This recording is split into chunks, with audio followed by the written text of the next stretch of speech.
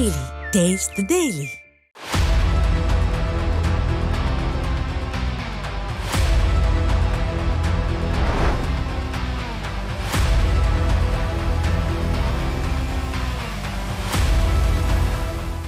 News day தொலைக்காட்சி நேயர்களுக்கு வணக்கம். இன்றைய சொல்லியடி நிகழ்ச்சியின் சிறப்பு விருந்தினராக அரசியல் விமர்சகர் பாலாஜி நம்மோடு இணைந்திருக்கிறார். அவரிடம் பேசலாம். சார் வணக்கம் சார். வணக்கம் சார். சார், இன்றைக்கி பார்த்தீங்கன்னா இந்த போதைப்பொருள் புழக்கம் அப்படிங்கிறது தமிழ்நாட்டில் நாளுக்கு நாள் அதனோட கட்டுப்பாடு இல்லாமல் அது அதிகரிச்சுக்கிட்டே தான் இருக்குது சார். இதுக்கு என்ன காரணம்னு நினைக்கிறீங்க சார்? போதைப்பொருளுக்கு காரணம் யார்? போதைப்பொருள் அதிகமாக அடிமையாகுவது யார்? இளைஞர்கள். ஏன் இளைஞர்கள் அடிமையாகிறார்கள்? வேலையில்லா திண்டாட்டம். மக்களுக்கு பார்த்தீங்கன்னா தமிழ்நாடு பார்த்தீங்கன்னாக்கா ஒரு ரிசோர்ஸ்ஃபுல் ஒரு state, coastal state, resourceful state, industrial state, எக்ஸ்போர்ட்டுக்கு தகுந்தபடி ஸ்டேட்டு. இந்த ஸ்டேட்டில் பார்த்தீங்கன்னாக்கா இன்வெஸ்ட்மெண்ட் சென்ட்ரல் கவர்மெண்ட்டும் இருக்குது, ஸ்டேட் கவர்மெண்ட்டும் இருக்குது. அது மக்களுக்கு சரியாக போய் சேர்ந்து இளைஞர்களுக்கு சேர்ந்ததுன்னா இந்த போதைப்பொருள் பிரச்சனையே வந்திருக்காது. இந்தியாவில் தமிழ்நாடு ஒரு எஜுகேஷ்னல் ஹப்பு. சரிங்களா? இந்த எஜுகேஷ்னல் ஹப்பு ஏன் எஜுகேஷ்னல் ஹப்பாக இருக்கும்போது எதனால் இந்த போதைப்பொருள் புறப்படம் வருது அப்படிங்கிறது தான் கொஸ்டின். இப்போ பார்த்தீங்கன்னா இந்தியாவிலேயே இரண்டு மாநிலங்களில் போதைப்பொருள் அதிகமாக இருக்குது. ஒன்று பஞ்சாப், இன்னொன்று தமிழ்நாடு. ரெண்டுமே வளமான மாநிலங்கள் தான். ஏன் அங்கே போதைப்பொருள் அடிமையாகிறாங்க?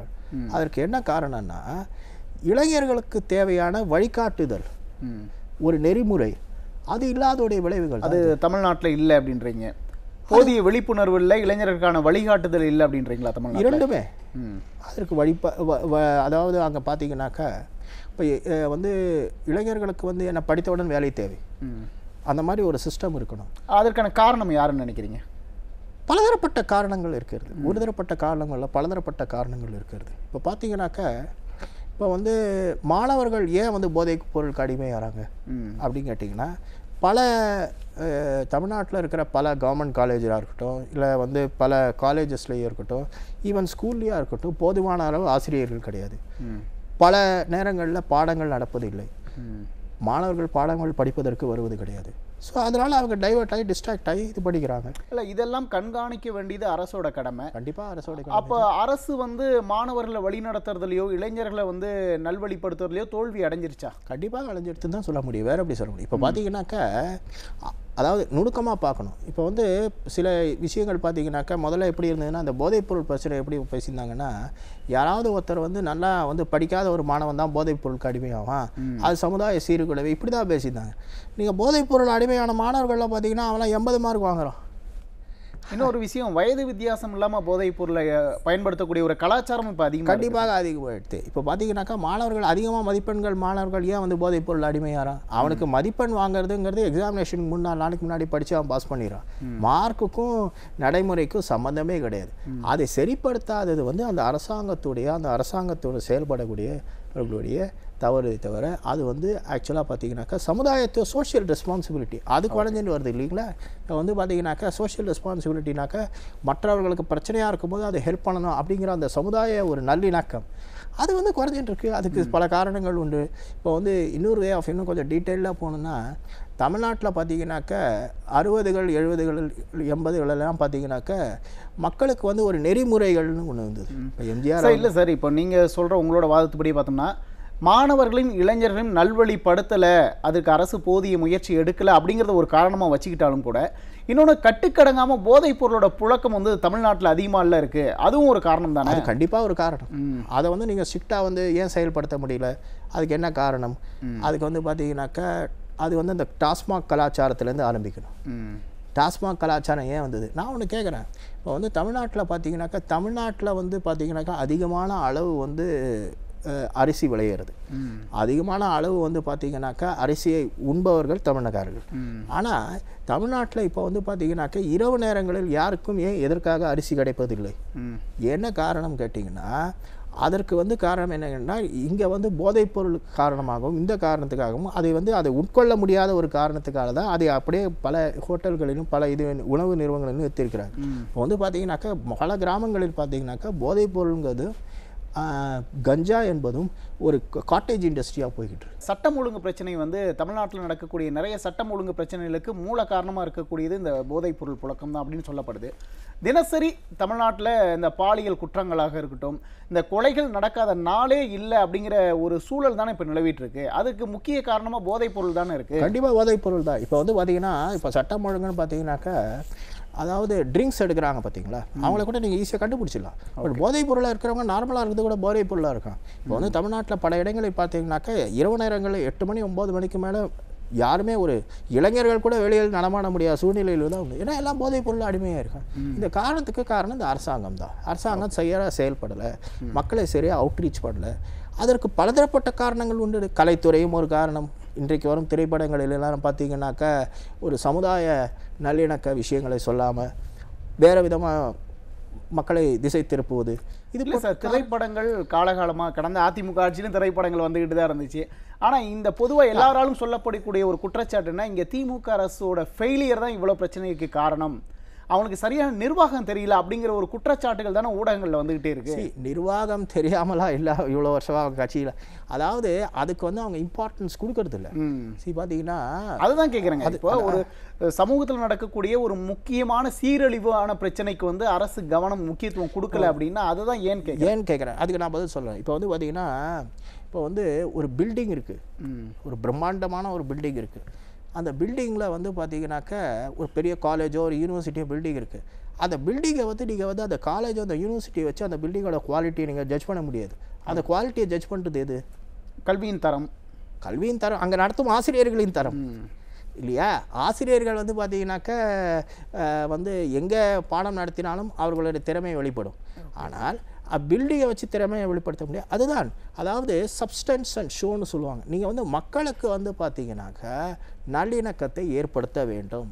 அதற்கு தகுதி அது வந்து பார்த்தீங்கன்னா மெட்டிகுலஸ் ஒர்க் சார். அது வந்து இந்த ஒர்க்கு கிடையாது, இது பேர் ஹேப்சார்ட் ஒர்க்கு கிடையாது. இப்போ வந்து பார்த்தீங்கன்னாக்கா ஒரு கவர்மெண்ட் ஸ்கூல் இருக்குது. இப்போ வந்து 5 வாத்தியார்கள் இருக்காங்க, இந்த இதில் 10 வாத்தியார்கள் இருக்காங்க. அங்கே இருக்க வேண்டியது 20 வாத்தியார்கள், 10 வாத்தியார்கள் தான் இருக்காங்க. அந்த 20 வாத்தியார்கள் மாணவர்களை கவனிப்பது வேறு, 10 வாத்தியார்கள் கவனிப்பது வேறு இல்லையே. ஆனால் இதில் போதை கவனம் செலுத்த வேண்டியது அரசு தானே. அப்போ எல்லாரும் சொல்ற மாதிரி இதில் அரசாங்கம் ஃபெயிலியர் இருக்கு.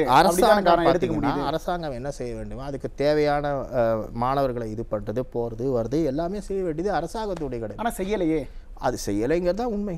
அது ஏன் செய்யலைங்கிறதுக்கு ஏன்னா அந்த அரசாங்கத்தோட ப்ரியாரிட்டிஸே டிஃப்ரெண்ட்டாக இருக்கு இல்லையா? Okay sir. இன்னொன்று, இப்போ மழைநீர் வடிகால் பணிகள் கிட்டத்தட்ட ஆட்சிக்கு வந்ததுலேருந்தே நாங்கள் 4000 கோடி செலவு பண்ணிகிட்டு இருக்கோம், சென்னையில் வந்து ஒரு சொட்டு தண்ணீர் தேங்காது அப்படின்னு 2022 ஆளும் திமுக அரசு சொல்லிட்டு இருக்கு. ஆனால் இப்போ ஆட்சி முடிய போகுது. இன்னும் சில நாட்களில் வந்து இந்த பருவமழை வந்து தமிழகத்தை நெருங்க இருக்குது. அப்படியான சூழலில் இன்னும் இந்த மழைநீர் வடிகால் பணியை அரசு முடிக்காமல் கிடப்பிலேயே போட்டிருக்கு. இப்போ சமீபத்தில் கூட பார்த்தீங்கன்னா ஒரு பெண் வந்து இந்த மழைநீர் வடிகால் இருந்த மழைநீர் வடிகால் கால்வாயில் விழுந்து இறந்து போயிருக்காங்க. ஏன் அரசு இவ்வளோ ஒரு அலட்சியமாக இருக்குன்னு நினைக்கிறீங்க? அலட்சியம்னாக்கா அரசாங்கம்ங்கிறது பார்த்தீங்கன்னா மெட்டிகுலஸ் ஒர்க்கு, நுவான்ஸ்டு ஒர்க்கு. அது வந்து ஹேப்சார்டாக ஹார்ஷாக பண்ண முடியாது. இப்போ வந்து மழைநீரில் என்ன ப்ராப்ளம் அப்படின்னு கேட்டிங்கன்னா, அது வந்து இப்போ வந்து பார்த்தீங்கன்னாக்கா தமிழ்நாட்டில் வந்து பட்டி தொட்டிகளிலெல்லாம் வந்து பார்த்திங்கன்னா டேங்க் சிஸ்டம் வந்தது. டேங்க்குங்கிறது பார்த்தீங்கன்னாக்கா அந்த டேங்க் சிஸ்டத்தை வந்து என்ன பண்ணிக்கிறாங்க, அந்த மழைநீர் வரும்போது அதை வந்து சேமித்து வைத்துக்கொண்டு அதை இதுதான் டேங்க் சிஸ்டம். இது வந்து பண்டைய காலத்துலேருந்து தமிழ்நாட்டில் இருக்குது. இப்போ பல டேங்க்ஸ் அவங்க இடிச்சிட்டாங்க. அதுக்கு என்ன காரணம்னாக்கா அதுக்கு பல காரணங்கள், கன்ஸ்ட்ரக்ஷன், பில்டிங் அந்த இது பண்ணுறதுக்காக அதை வந்து இது பண்ணிட்டாங்க. ஏன்னா பாதுகாப்பு அப்படிங்கிறது முக்கியம் இல்லை. வருஷம் சென்னை மக்கள் மழை நீரில் மட்டும் இல்லை, தமிழ்நாட்டில் இல்லை, சென்னையில் பாதிப்பு கூடுதலாக அதிகமாக இருக்குது. அது வந்து பார்த்தீங்கன்னா பாட் ஹோல்ஸ்ன்றாங்க. அதில் வந்து பார்த்தீங்கன்னா இறந்து போயிடறாங்க பல பேர் பார்த்தீங்கன்னாக்கா மழைநீரில் வந்து ஈவன் பேருந்துகளில் ஏறும்போது கூட இறங்கும்போது கூட ஸ்லிப்பாக இறந்து போகிறாங்க. இந்த மாதிரி இதுக்கெல்லாம் காரணம் என்னென்னா அரசாங்கம் வந்து in a much more a compassionate way, not in a very authoritarian way. அது செய்யாமல் இருக்கிறதுடைய விளைவுகள் தான் இது. இல்லை, அது அரசு இதில் இவ்வளவு மெத்தனமாக இருக்குங்கிறதுக்கு பல காரணங்கள் சொல்லப்பட்டாலும் கூட குறிப்பாக சொல்லப்படக்கூடிய காரணம் என்னென்னா, அந்த 4000 கோடி ஒதுக்குனாங்க இல்லைங்களா, அதில் பெரும் முறைகேடு நடந்திருக்க வாய்ப்பு இருக்குது அப்படின்லாம் ஊடகங்களில் செய்திகள் வருது. அது ஊடகங்கள் செய்தியாக இருக்கலாம். அது வந்து எப்படி முறைகேடு இருந்தது போனது வந்ததுங்கிறத பற்றி நம்ம டீட்டெயிலாக பேச முடியும், நமக்கு இன்ஃபர்மேஷன். பட் ஆனால் என்ன செய்யணும் அரசாங்கம் அப்படிங்கிறது என்னென்னா, அவங்க கண்டிப்பாக வந்து மக்களுக்குடைய பாதுகாப்பை முதலீடுபடுத்தி செயல்படுத்த வேண்டும். அதில் எந்த சந்தேகமும் கிடையாது. ஆனால் திமுக அரசு பொறுப்பேற்றது கிட்டத்தட்ட இப்போ 2021 ஆட்சிக்கு வந்தாங்க. அதுலேருந்தே நிறைய மக்கள் நலன் சார்ந்த பிரச்சனைகள் வந்து தமிழ்நாட்டில் தினசரி போராட்டங்கள் நடக்குது, நிறைய மக்கள் போராடுறாங்க, அரசுக்கு எதிரான கண்டன குரல்கள் எழுப்புறாங்க அப்படின்னா ஆளும் திமுக அரசு மக்கள் நலனில் அக்கறையே செலுத்தலையோ அப்படிங்கிற ஒரு சந்தேகம் வருது. மக்கள் ஆக்சுவலாக வந்து பார்த்தீங்கன்னாக்கா ஆப்ஜெக்டிவாக பேசணுன்னாக்கா டிஎம்கே வந்து கூட ஆப்போசிஷனில் இருந்திருக்காங்க, பல போராட்டங்களில் இருந்திருக்காங்க, பல விஷயங்கள் செஞ்சுருக்காங்க. பட் என்ன அவங்க கிட்ட பிரச்சனை அப்படின்னு கேட்டிங்கன்னா, ஆக்சுவலாக வந்து மக்கள் நலன்கிறது வந்து பார்த்தீங்கன்னாக்கா மக்களுக்கு வந்து செய்யப்படக்கூடிய செயல்களில் வந்து முழு கவனம் வேணும். அந்த முழு கவனம் ஆளும் அரசுக்கு இல்லையோ? அவங்களுடைய கவனம் வேறு இடத்தில் இருக்கிறது.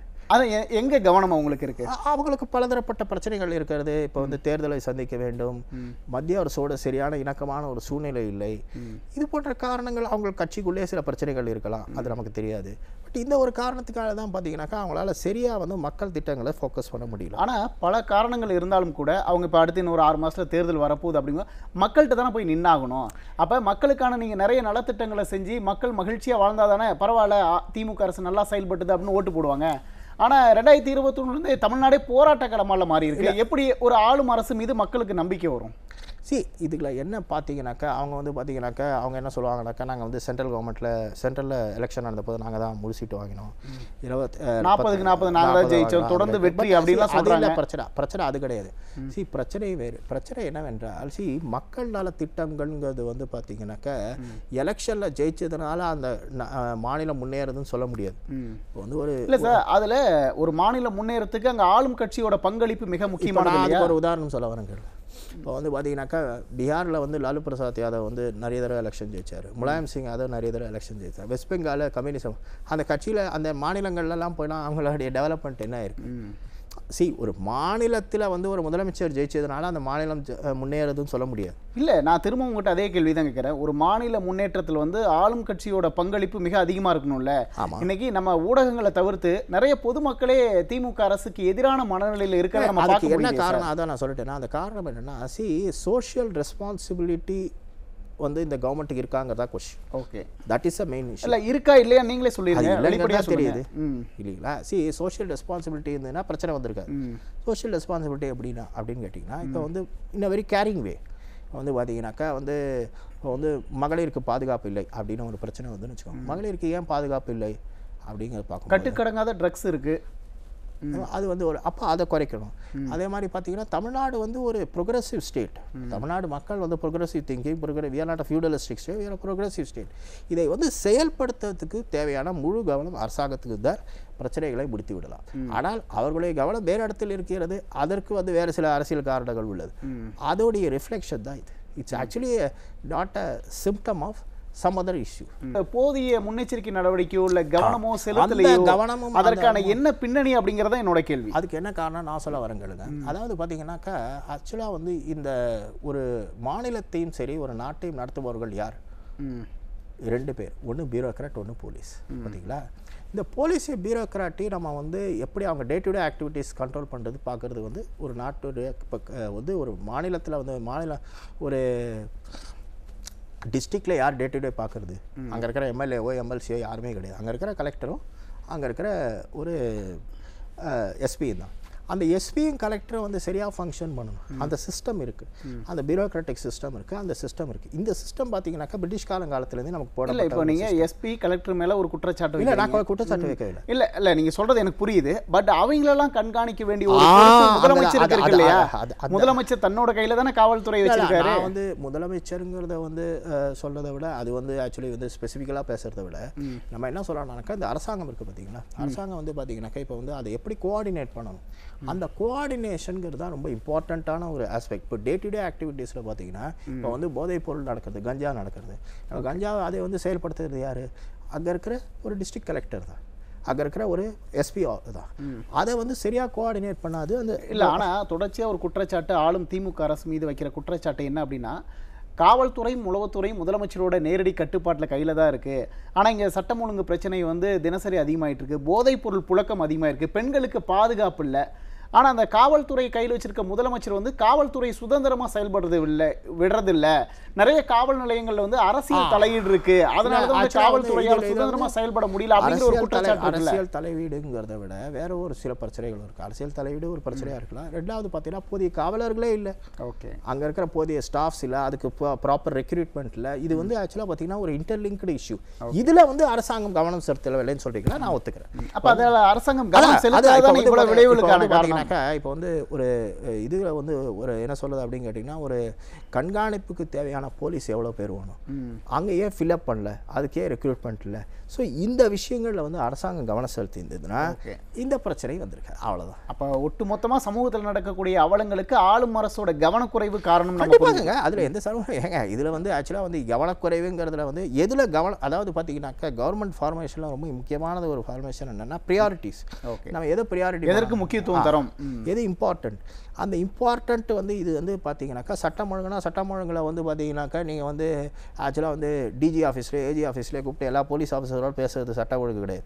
ஆக்சுவலாக அந்த பர்டிகுலர் இடத்துல யார் இருக்காங்க, ஒரு சாதாரண கான்ஸ்டபிள், அந்த போதுமான கான்ஸ்டபிள் இருக்காங்களா, போதுமான இருக்கா, அவங்களுக்கு சரியான ஒரு சலுகைகள் அனுப்பப்படுதா, போகிறதா வருதா, இதுதான் வந்து பார்த்தீங்கன்னாக்கா ஒரு அரசாங்கத்தில். ஓகே, ஆக மொத்தத்தில் மக்கள் நலனில் ஆளும் திமுக அரசு அக்கறை செலுத்தல் அப்படிங்கிறது உங்களோட வாதத்து மூலமாக என்னால் புரிஞ்சிக்க முடியுது. நேரத்தை செலவிட்டு கருத்துக்களை பகிர்ந்தமைக்கு மிக்க நன்றி சார். நேயர்களே, மற்றொரு நிகழ்ச்சியில் சந்திப்போம். நன்றி, வணக்கம்.